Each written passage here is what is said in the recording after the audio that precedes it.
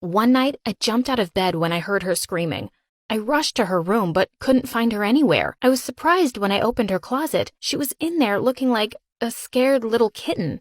"What happened, Mom?" I asked, kneeling down. "A shark took my disinfectant and wants to eat me alive. It's under my bed," she cried out while shaking badly. "But we don't even have a pool, Mom," I said. She then looked at me closely and started to scream like I was the most disgusting thing on earth. "Shut your mouth and don't come near me. You're not wearing a mask and gloves. Go get them now." Sighing in frustration, I jumped to my feet before she could get hysterical again. There was one time when I came back from school and found her with huge blisters on her hands because she washed them 100 times every day. The virus cases had been at 0 for more than a month, but she'd been acting like there was a zombie apocalypse. One day, my older sister Steffi brought her boyfriend home, and Mom didn't even let them come in until they took off their shoes and put on the special outfit she'd made, which looked totally ridiculous. Steffi said they looked like astronauts. Every time they walked, they squeaked. Mom took paranoia to a whole new level. She said that Steffi's boyfriend's neighborhood was dangerous,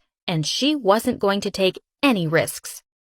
"You and your contagious boyfriend," Mom yelled at them while standing at least 2 meters away, of course, and squirting disinfectant at them. My sister was really embarrassed and decided never to come back home ever again. The week after that, my mom saw my older brother Seth talking to the garbage truck driver one night. She refused to allow him back inside the house unless he took a bath with water and alcohol in the backyard. Seth was furious. "Just stop these stupid swab tests, temperature checks, and quarantines already. You're just overreacting, and it's seriously irritating," Seth shouted at her as he came in shivering. "What if I don't? You'll leave just like your sister?" Mom asked. "Yes, I will. I'm so done with you. You're crazy," Seth yelled at her, and the next day, he packed his bags and left, and now it was down to me and my twin brother Sean, who had been a total jerk to us. One night, I heard Mom crying in her room. I stood behind the door and listened. "Why did you leave me for that gold digger? You should have been here with me to take care of everyone." Dad left Mom years ago, and we never knew why, although we asked her many times. She always said, "He's coming back. I know it. He will. Just wait and see." Grandma was also gone because of the virus, and it had made Mom even worse. I felt sorry for her. I thought maybe I could make her a chocolate milk, even though I knew she might scold me and wouldn't drink it. She didn't want anyone to touch her food. I saw Sean playing an online game on his phone and his dirty feet up on the dining table. "What the hell are you doing, Sean? Mom's gonna kill you," I warned him. "Oh yeah? How about this?" He grinned and then suddenly started coughing on purpose. Mom came out of her room and ran towards us like a raging bull, ready to attack. "Who coughed? I heard a cough." She demanded answers with bulging eyes. "It's Sammy. She's been coughing nonstop," Sean said. To my horror, I tried to deny it, but Mom cut me off. "Enjoy another 14 days in the basement then," she exclaimed as she dragged me downstairs.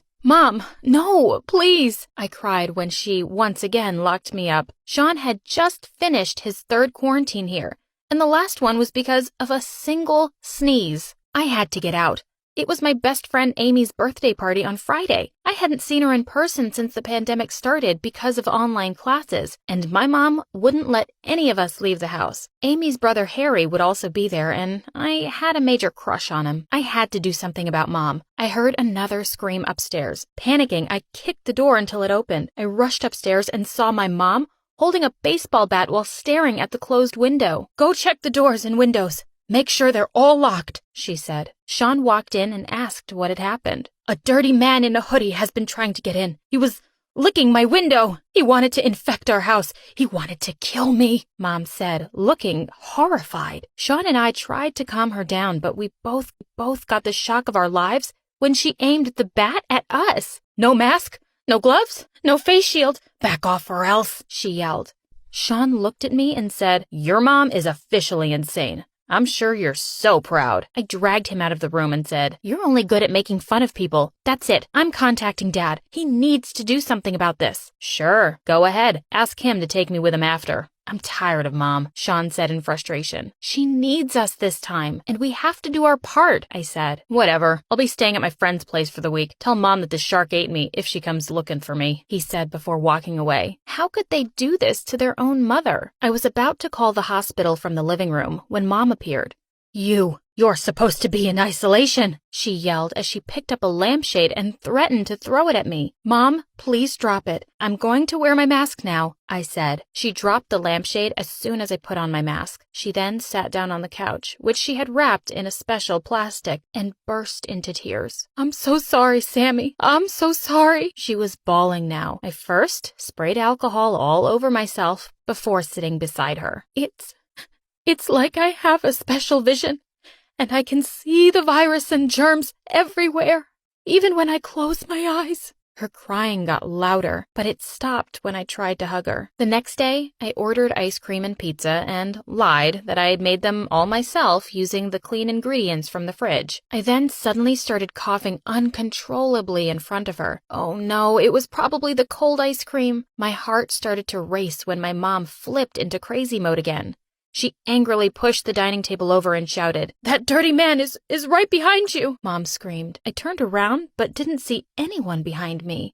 Are you sure? I asked. I swear, he was here. He was spitting everywhere. He wants to fill our house with the virus, with his disgusting saliva, she cried before running upstairs to hide in her room. While looking for any signs of the dirty man in our house, I was horrified to see that one of the windows in the kitchen was open. When I turned around, I gasped when a man pressed a finger against my lips. It was him, the dirty man that Mom was talking about. He was real. I was about to bite his hand and scream, but I froze the moment he showed me his face. Dad? He pulled me into a corner and started explaining. I have been trying to apologize to your mom, but she always screams whenever I go near her. I think she's hallucinating. That's why she thinks I'm trying to hurt her, Dad said. I couldn't believe he was back. He went on to say that his girlfriend had left him and he had nowhere to go. He was literally begging, and I didn't know what to do. I told him that Mom had gone insane, and he needed to work hard to win her heart again.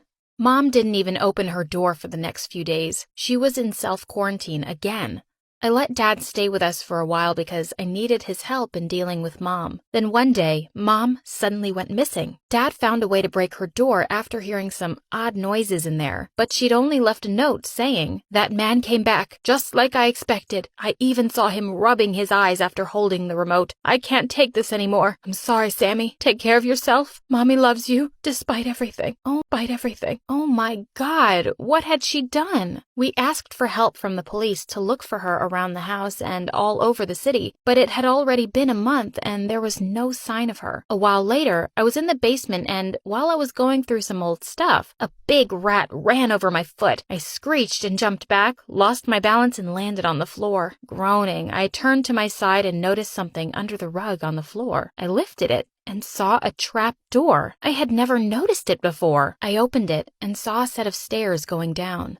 I went down and was startled to see a huge glass cage, and my mom was sleeping in it. It looked squeaky clean, with hand sanitizers and alcohol everywhere, and also herbal supplements and vitamins. Oh my gosh, she'd been living here the whole time. I tried to shake her awake, but she wasn't moving. Her skin felt cold, and there was an empty container of alcohol beside her. Panicking, I called Dad, and we took her to the hospital. A lot of procedures were done on her, and the results showed that her stomach was irritated from alcohol ingestion. She got treatment for it and started to feel better. It was 3 a.m. and Mom woke me up beside her in the hospital bed. "Sammy, wake up. The shark is back again." I told her to relax and go back to sleep, but she kept pointing at the window. I got up to take a look, and she was completely weirded out to see a shark tail poking out from behind a building across the street. I rubbed my eyes and checked again, but it wasn't there anymore. Wait a minute. What was happening? Was I going crazy too? It was there, right? I'm not crazy, Sammy. It was there. Mom exclaimed while shaking. I waited until Mom fell asleep before heading out of the hospital alone. While I was crossing the road, a black van suddenly stopped in front of me.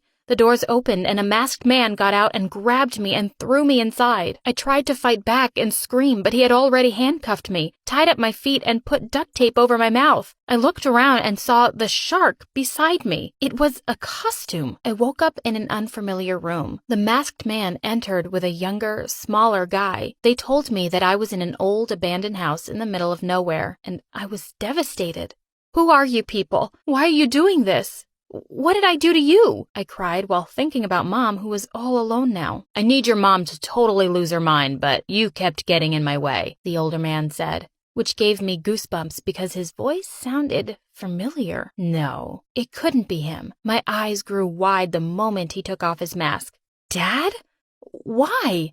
"Come on, Dad. Let's go before someone sees us," the younger man said, who I figured out was Sean. "Don't worry, sweetheart. We're not gonna hurt you," Dad said. I didn't believe him. "You can quarantine for the rest of your life here, sis. I'm sure your crazy mom would be proud," Sean said before laughing at me. They were about to leave when the police unexpectedly barged in, along with someone who looked like an astronaut. "Mom!" Dad and Sean were caught off guard as the police immediately handcuffed them. Mom then ran towards me and untied me. She looked so weak, yet here she was, saving us like a superhero. Just as the police were arresting them, Mom suddenly passed out. We brought her back to the hospital and she was placed in the ICU.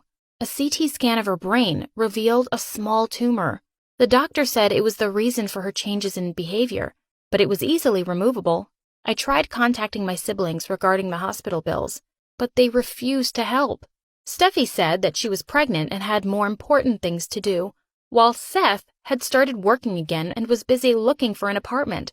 They said that they were done with Mom and didn't want to deal with her anymore. How could they be so heartless? It was Mom's third day in the hospital when our family lawyer paid us a visit. He told Mom that Grandma had left a will, saying that she was giving everything to Mom, including her mansion. "I knew it. He was just waiting for your grandma to pass away," Mom said, and it all made sense to me now.